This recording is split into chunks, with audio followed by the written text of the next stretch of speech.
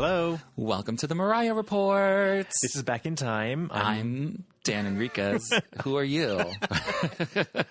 Martin Burgess. And we're here. We're continuing the Charmbracelet era. Yes, Can't get we enough. are. You know, there's just so much that happened during this era. And so that's why we're going back in time to this VH1 special, What It's Like, Mariah Carey Around the World. Yeah. Because that sort of encapsulates a lot of like what Mariah was doing during the era. Mm-hmm. So it gives us a chance to sort of like talk about everything that was going on because it was so like rich and heavy in promo. Yeah, appearances and interviews and stuff. Meeting and greeting with fans and everything like that. So there was like just so much going on. So this will help us sort of wrap up any of those loose ends that are still lingering from the Charmbracelet era that we just did our 3-part, saga for the album. Which the fans have been loving and going back and reliving. Charmbracelet. I'm obsessed with Charmbracelet. Oh my God, how good is it? Good. Lullaby. How good is it? Hello. Amazing. Yeah. Girl, I told you. Sorry, but you had your chance. It's amazing. Girl, so good. So good. So good. Yeah. So I'm glad everyone's out there loving and enjoying it. But we're going to talk about this. Now, this is a VH1 special. It aired in like December of 2002, right after the album came out. Oh, I had to do the good old Mariah Daily download. Oh, yeah. That took 3 days. Oh, yeah. Of course. Of course. To watch this. I remember recording it on the VHS, girl. You know how it is back in the day. Yeah. So I watched this like a million times. But it's also funny because when you watch this, you see all the technology that's going on. And pages. like Mariah's got her pages. She's like, I'm going to catch up on my pages. Yeah. She got her like fat stack of like CDs that she's like carrying around with her. She has a boom box. Oh my God. She's listening to the Charmbracelet album on a boom box. Yeah. That you had to buy from like Radio Shack. And you have like batteries. 60 double size batteries. D batteries. Yeah. And I'm like, girl, whose job was it to go out and like buy batteries for Mariah's boom box? Yeah. Because you know those batteries did not last very long. I know. It's so funny to go so far back in time, but It was 2003. yeah, I know. You'd think it, it wasn't that long ago, but when you see how far we've come, and even what Mariah's even been through in her career, it's, oh my God, it's like lifetime. I know. You know what I mean? Like we haven't gotten no emancipation. Like people like, this is like Mariah not at the top of the charts, which is like crazy. Yeah. So like, it's really good to see that like the fans all over the world are still following her and gagging her and like, mobbing her, as she's out shopping or at the restaurant or something. Well, yeah, you can see like I think like after the whole breakdown and the glitter debacle, you see the hardcore fans filter through now. Yeah, absolutely. They're still there. Yeah. And a lot of them. A lot of them. All right, so we're just going to like sort of skim through what happens because really you just need to go and watch it. If you have not, you can go ahead and go to YouTube and type in Mariah Carey, What It's Like Around the World, VH1, and it'll pop up. It's it was an hour-long show, but it's 45 minutes. Yeah, no ads. And it's really good. So it's there for you. We just rewatched it. It's super cute and adorable. And this is how you do a behind the scenes. Well, so Dan and I were watching it, and out the gate already we're saying, this is a million times better than Mariah's World. Mariah's World, which is 8 episodes. Yeah. You did not get a fraction of that in those 8 episodes. Oh, no. You got this whole 45 minutes produced by VH1 that is amazing from beginning to end. Well, that's why Mariah's World hit a roadblock straight away. It's because the fans had already seen these kind of moments, this around the world thing, around the world, the concert, DVD. Right. Like we've seen behind the scene Mariah things, MTV Cribs, so we know what to expect. Exactly. So you give us Mariah's World, and we're sitting here going, and what we're the fuck? shaking our head. Here we are. We are 2 years later, flipping still. the camera off, the TV off. Yeah. We're pissed. Yeah. We're real angry. And all the while, with Mariah's World, we have this cast of characters that we don't like. Or know. Or know, or want to know. No. But here, when they have the same cast of characters, not the same cast, but they have a cast of characters of the team that Mariah's with. Yes. And it's Christopher Buckle, it's Michael Richardson, Louise McNally, her manager, and then the hair and makeup and Blair Levin, the stylist. All those people are there, and they all get their shining moment. Yeah. But they're not annoying. They're not trying to give us fake storylines. And they're not trying to sell themselves to us. Right. They're just like, hey, yeah, like I'm here working, like, you know what I mean? Like when they go shopping, I think at the Louis Vuitton store, like, you know, Blair's just helping Mariah pick out Christmas gifts. Right. You know, like it's not like this whole thing of like, oh, we're so fucking fabulous, blah, blah, blah. Like it's so much more relatable and real. Yeah. Because it is real. Yes. You can tell this is like straight up real. Well, also in these days, in those days, 2003, reality TV wasn't what it is today. Correct. So, like these days, put a camera in your face. People are giving you like talking to the camera moments, trying to create drama, trying to have that meme GIF moment on camera. Right. People didn't do that back then. They were more natural and like engaging. All of Mariah's funny moments didn't come from like one of those on camera talking shots. What are those called? A piece to camera. Piece to camera? What's that? Face to camera? What do we call it? Piece to camera. Okay, well, where you like look at the camera, where and you're just sitting there like talking to the camera. Mariah doesn't do that at all in here. All of her funny moments of like whatever she's doing are just off the cuff. Yeah, and those are the golden moments. Like, I forget what city they're in because they go through all these damn cities. Like, I think she does like 11 countries in 44 days and like 700 wardrobe changes or all these crazy things. So I don't remember where she is, but she's just gotten back to the hotel room, and somebody has the CD player, the sound system is playing something, and she wants it to turn off. Oh yeah, but she just arrived. She doesn't know how to turn it off, so she's walking around the hotel, pressing the buttons to the damn thing, singing all the while, singing a song like, I don't know how to turn this off, and I'm going to press this button here. And she's just like, that's magic moments. Right. That you don't have to create. Exactly. Like, it's just natural. Candid Mariah moment. Put a Mariah in front of a camera, and you're going to get moments. Hit record. You don't have to plan it. You don't have to, like, make up a boyfriend or plan a wedding. Yeah, exactly. None of that. So that was one of my favorite moments where she's walking around. I know. And at the same time she's walking around trying to turn off the CD player, she's also like not like sort of like undercover trying to tell her manager to get the camera to leave because she's over filming. And then like Louise McNally, who's so sweet, just goes and she's like, I think Mariah's done for the evening, so you can leave or something like that. Is so funny. She cracks me up because like it's so funny because when you see Louise McNally, and throughout Mariah's career, we did not see a lot of her. She's retired now from Mariah, and we didn't see a lot of Louise McNally. So this was like one of the first times we really see her. And you see that she's like this very subtle, very sweet lady with a very soft voice. Yeah. Very, motherly. But like she was a badass bitch and she got shit done. Right. And exactly. There were no fuck ups. There were fuck ups. She was focused on the job. Yeah. Not she was trying to be famous too. Exactly. And that was, Louise McNally was a great manager and a great friend to Mariah. And I wish her well. She's out there living her life now. Now what happened to her? What's her background? I think I don't know what her background is. No, I mean like with Mariah. So she did the Charmbracelet. Did she do Emancipation? I think she came on when Mariah left Sony.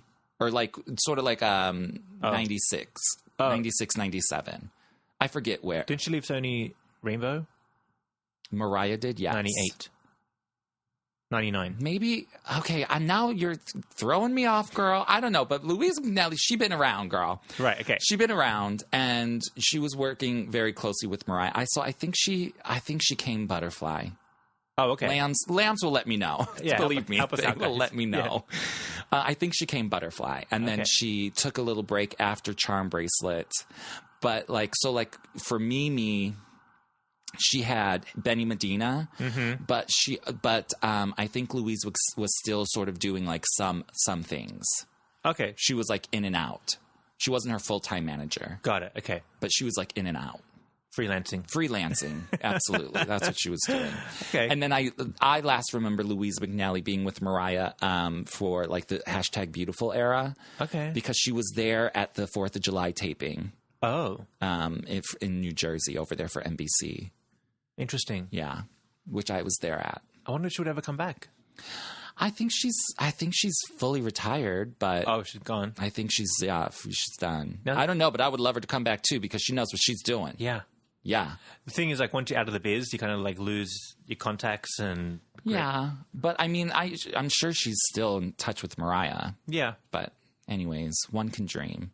She probably has a pretty penny. She's probably just luxuriating. Yeah, with her family. Yeah. Anyways. We shouldn't call her up. Let's call up Louise McNally. She will give us the scoop, I bet. Yeah. No, I'm sure she wouldn't. I'm sure she would. I first met Louise McNally during the Charmbracelet era Mariah was going around doing meet and greets. Yeah. For fans, and she'd do like a Charmbracelet listening party and like meet and greet all the fans. Yeah. So I met Louise McNally there because Louise McNally, I want to say Louise McNally was not taking the pictures of Mariah with the fans because they gave you Polaroids. Again, back in the day, girl, Polaroids. Now they email them to you when you do the meet and greets. We did Polaroids, and Louise McNally, like the photographer would take the Polaroid and then Louise would hand it to the fan. Oh, I see. And so like, you know, I knew who she was. So I was like, hey, how are you? You know, nobody else probably knew who she was because no one ever saw her. Right. But anyways. Oh, Louise. So she's here in the documentary. You get to see her. She's running the show. She knows what's up. She knows what's going on, where they're going next, all these things. But there's also the tour manager as well, Michael Richardson, who, you know, does all the logistics and all that nonsense, which is a hard job when you're traveling like this crazy. Yes. But like, you know, he knows what time it is, time zone, whatever the country is they're landing in. Yeah. You know what I mean? There was the one funny part where they're on the airplane and Mariah's walking through and she's talking about this plane is much nicer than our last one. And then Michael's like, oh, yeah, like I upgraded. I got like a better one. And Mariah's like, yeah, but I paid more money for it. So like that's like you could really tell like these people like really got along. I mean, Michael Richardson worked with her for many, many years as well. And Christopher Buckle, of course, is here. And with sideburns. Oh my God, Christopher Buckle is a little baby. I know, he got sideburns. Oh my Lord. So funny. It's so crazy to see him back then in these days. And tanned. I know. Tanned. Oh, tanning was the thing, girl. Yeah, Tanning was the thing. Another thing we were watching, and when they're shopping in Louis Vuitton and Mariah has like a crisscross shirt on, the tied up shirt that we just had to go through a nightmare era with. Yeah. We're like, ooh, girl. But I remember those shirts being like a big thing back then. And I wasn't horrified back. I wasn't horrified back then at all. Oh, now. But I was like, oh, nightmare era. Yeah. During the nightmare era, I was like, oh, girl, please. But it was crisscrossing like down to the belly button. Yeah, all the way. But it wasn't. But it was like a tighter gap. It wasn't as wide, and her breasts were not like falling out of them. Right. Anyways, so it's just like funny to like go back because she wore a couple of times in this. She has like a crisscross tie up shirt. I guess they've always been around. They've been around, girl. They're just making a very interesting comeback in the current day. Yeah. Because like when you wear that nowadays, you look like a whore. Yeah. And they're like just anybody. Anybody, I know. I fucking saw Taylor Swift in one of those. I was like, ooh, bitch, bye. It's just odd looking, that look. It's just weird. Like, why? Like, I don't like it. Because there's a men's shirt like that now. Oh, God. They're doing that look. And I was like, that just looks weird. It's weird. It's strange. In general. It's strange. I don't get it. Anyway. Anyways, so another thing that Mariah wore throughout this whole thing were these little zip-up hoodies. Hoodies, the hoodie era. Like, I was like, she got one in every damn color. She's always wearing the one in blue. But that was big, because remember, like, Juicy Couture was a big thing? Yes. Days? Yeah, but I mean, she wore them a lot here, but she wore them a lot everywhere during the Charmbracelet era. Like, I don't know, Lambs, you tell us, like, what is the, like, iconic Charmbracelet go-to like ensemble? I think it would be these zip up hoodies. Yeah. Because she wore them so often with the jeans. Like with the jeans and like the little butterfly, you know, the belly bracelet. Yeah. And I want to say the stilettos, the mustard boot stilettos. Yes, your mustard boot stilettos. Because she had them in pink too. Yes, she does. And she has them in like a bejeweled white rhinestone as well. Yeah. Like that was the one and only time she wore those. Yeah. Like that that look. That whole era, that was a fad that went really quick. Came and went real quick. Came and went. Yeah. Thank the Lord. Okay, so what else is she doing in this special? So they're hopping and bopping all around Europe. Yeah, she's doing TV, meeting fans, TV things. But the highlight throughout the whole thing is these like little singing moments she drops in. Right. I'll catch Mariah singing off the cuff. It's always pure magic. This is why Mariah is Mariah Carey. Because music is just in her. Right. It's just so natural. Yeah. And a lot of times yes, you might love music. Yes, you might have a beautiful voice, but like, is the music in you like it is in Mariah? Not really. Not really. You know what I mean? So I think it's everyone's favorite part of this special when they go to the Hosler Hotel. Yes. First of all, Mariah's like walking around the hotel. She's in the restaurant, right? Yeah. Or the lobby, the restaurant, drinking her wine. There are a few people around, not too busy. The man is on the piano entertaining the people, and she just walks up and joins in with him. Just starts riffing right alongside of him, and just sounding beautiful and matching his notes, harmonizing with him. Yeah, all with a glass of wine. Yep. Girl, it's amazing. I remember first seeing that, and I was like, jaw dropped. I was like, oh my God, she's magical. But it's like those are the special moments. Like that right there is the highlight of this. And I mean, if Lambs, you have not seen this hotel moment with the piano man, you must. You are missing out. That's kind of like that is like that's the gist. That's the gist of it. But there were like just really great fan meeting moments. Like Louise McNally would always like talk to the fans. Like the one boy got to go up and give Mariah his painting. Well, that's another good moment. They sang "Through the Rain" together. Yeah. Oh Lord, so it was sweet that like Louise went out and like spoke to him and checked him out first, and he had his painting. Yeah. And then she called Mariah. Like, made it happen. Right, because she was like, all right, you guys are big fans, blah, blah, blah. But it just goes to show, like, the whole team really works together here. And not one person is like, hey, I'm here for me. Like, they're all here for Mariah. And especially in the Charmbracelet era, her team was working for the fans as well. Yeah. You know what I mean? With Honeybee Fly being out and all the meet and greets she was doing for free. Like, Mariah's team wanted her to connect with her fans. They made it happen. Like, how many times does Mariah meet fans in this special? Oh, the whole thing. All the time, yeah. From the beginning to the end. Yeah. And then at the end, they go to they have Thanksgiving in Japan. So they do this whole thing, and then like they got the little kids singing a song to Mariah, and I was like, oh my God, what in the sister act is going on here? Because there's Japanese the sister act, yeah. Japanese sister act. There's the nun at the piano, and the kids are singing, and Mariah's like, I have no idea what they're saying, but this is adorable. Yeah. And there's no Thanksgiving in Japan, by the way. She just brought it with her. Yeah, exactly. Everyone's like, I don't know why they want so many turkeys. It was cute and fun, though. You know, Mariah's always trying to do something, you know. And while she's over there, she's filming the Boy, I Need You video. So she kind of explains a little behind the scenes of that. We have a whole segment on that. Yeah. And it's, again, we mentioned this when we did our special, that they were filming it for the one, and then they changed it to Boy, I Need You. So they still use that footage. But you can see a lot of footage that they filmed in Japan was not used. Yeah. So it's floating around somewhere because they couldn't, you know, incorporate that into the whole new song and everything, but whatever. I wonder if there's like footage for the one video. Oh, I'm sure there is. They can they just never edited it together. I'm sure there is. I mean, you know, they had all those extras there. Yeah. They like basically had to shut down the thing, and then they were going to be arrested. They had to change locations. They had to do it renegade style. All craziness. Isn't it nuts? Craziness. Because I bet that costs money, a lot of money to make. Oh, for sure. And it's just like wasted. And it's just nothing comes of it. Yeah. It's really absurd.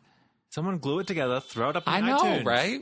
I mean, in today's age, like, it's so easy just to put something up and, like, sell it to your fans. Yeah.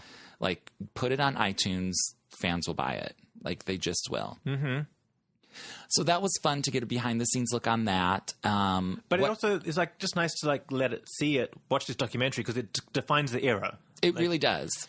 It really does. Because it starts, I think it starts like in late September. In New York City. With Jack is with there. Jack. She's like walking him. And I was saying when we were watching it, I was like, that's like right outside her house. That corner looks very different now. It's a very different neighborhood. But then it comes sort of full circle because the end is they're back in New York and they're going to the Charmbracelet album release party where Mariah looks gorgeous. The thing that is really, really interesting to me is the way that they edited this whole thing together. Yeah. Mariah was really doing like crazy promo because she did this whole European promo thing, but let's not forget in the middle of that, she came back to the US and did a whole US promotional thing, which they show nothing of here, except for at the very, very end when they're like, we just did the Today Show at the Mall of America and there were like 20,000 people there. And there were 20,000 people there and I was one of them. And girl, it was a madhouse. Yeah. So I'm glad that they put that in, but she did other things. She did Oprah. She did, Dateline. She did all this American promo that they didn't show any of. Yeah. But I guess they wanted to focus on around the world. Right. But anyway, so it ends up back in New York, back in her hometown. And it's fun. It's just a fun look at like what it takes to promote an album and to be on the level of Mariah Carey. Yeah. You can't walk down the street in Italy because you're mobbed, girl. Another thing I want to point out is like one of my favorite things from the Charmbracelet era. I mean, for like ensemble wise, is in the very beginning, we see her in that butterfly trench coat, like that long coat. Yeah. Oh my God, I love that coat so much. That was a good coat. That's a good coat. Like that to me as like a hardcore lamb, like that's an iconic coat. I bet she still has it. Oh, for sure. I want to ask her. Be like, girl, you got that butterfly charm bracelet coat still, girl? I think she brought it out of the closet. Like, I want to say... Again, Lambs, help me out. When was the last time she wore that butterfly, like, long coat? I think she brought it out. I want to say she was married to Nick Cannon. Oh, yeah? So it was like maybe 10 years ago. Oh, and you can bring it back out? You can bring it back out. You know what I find interesting about it? When the whole glitter thing happened and the breakdown, she always explained it away as I was working too much, doing too many things. I was not getting enough sleep or sleep every 3 days. Watching this around the world, I'm like, you're still doing a lot. You're still doing a lot, girl. Is this cut down? Right? Is this like your reduced schedule? There's one time when she's like on the plane and she's on the phone with someone and then someone's massaging her. Yeah. Because she's like, and then like she gets up because she's on the phone, like talking to her engineer to like fix like the way that she like sings Never in Yours. And then she gets off the phone and she has her fucking boombox with her. And she's like, yeah, like she was just giving me a massage and like I'm going to get some sleep because like now I get more rest. And I'm like, girl, you are flying about. You're fucking sleeping in cars with trailer rents and all this kind of stuff. And I'm just like, that's a lot, girl. I would be tired. I know. I would be tired. But this I is would her be getting exhausted. rest. She's getting rest in this. And this is her getting rest. Oh, okay. I can only imagine what the glitter era was like then and before. My Lord. Jesus. Anyways, I love this special. And we went back to the Charmbracelet album. I was like, I immediately have to rewatch this because it is one of my favorites. Oh, yes. And a part of it. It's one of the best things that came out of the era because we didn't get a whole lot of stuff. Well, I mean, we did. I feel the era is full with things because she was doing so much promo. But like, this is just really well done and a really good inside look at Mariah's hectic life. But like, we didn't get a whole lot of music videos from the album. Like, okay, correct. It wasn't as big as Mimi was, especially Mimi. So this was like a nice little add-on. Yeah, it was definitely, it's a treat. Yeah. It is a treat. I think non-fans would like this too. Oh, yeah. Because it really shows that Mariah, number one, how hardworking she is. Number two, what it really takes to do all these things. I think like once on like Oprah or Rosie O'Donnell show or some show she was on, she was like, I think it was Oprah during the Charmbracelet era. She's like, people are like, what could you possibly be exhausted from? You sit there, you do an interview, and then you go home, and it's just like, no. Like, it took me 3 hours to get ready. It took me an hour to get over here. I have 2 more radio shows to do, this, that, and like, it's not like as glamorous as it seems. Yeah. And this really sort of shows you what that is. What it is. But you're also able to get such great moments with the fans and traveling the world and, you know, your work family that you're with. You have fun with them. You know what I mean? So you make it work. I find it interesting because you're watching her do all this stuff and it is lavish. She's in these beautiful hotels and she's shopping at Louis Vuitton on the private jets and all that stuff, getting the massages. But it's not diva. Right. Like, she's not... It's not... There's something about it. Like, it's... Even though it's lavish, it's not the crazy diva that somehow came out of... That somehow she is now. Yeah, but she's so chilled and relaxed in it all. Yeah, it's just like, hey, we're just doing this. Like, here we are. Here we go. Yeah. You know, on to the next. Mm-hmm. It's really interesting. But this is one of my favorite things for behind the scenes. So, again, lambs, check it out. Mm-hmm. Celebrate the Charmbracelet album as much as possible because it is a gem, a true gem. Yeah. And thanks for listening. We love, appreciate, and enjoy you. Thank you. Don't forget, leave an iTunes review. That helps the show. And you can also support us and keep us ad-free by going to patreon.com/The Mariah Report, pledging as little as $1. That's all it takes, a little dollar. Yes. It keeps the lights on here. Yes, it does. And all kinds of other things. But we will talk to you soon. Thanks. Bye. Bye.